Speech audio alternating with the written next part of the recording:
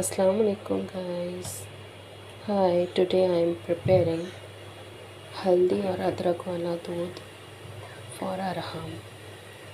He has cold and cough right now, so I think it's the best remedy for cold and cough.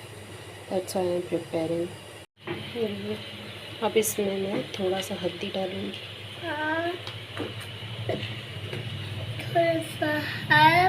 देखिए मैंने हल्दी डाली है, इसमें कितना अच्छा कलर आया है। अब हम इसमें अदरक घिस के डालेंगे।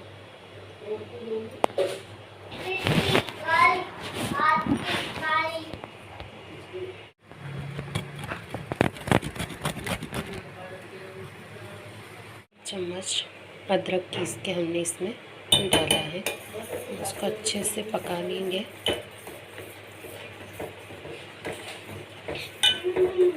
जब तक कि सारा अदरक का जो टेस्ट है वो इस मिल्क में ना मिल जाए, तब तक हम इस मिल्क को अच्छे से पका लेंगे।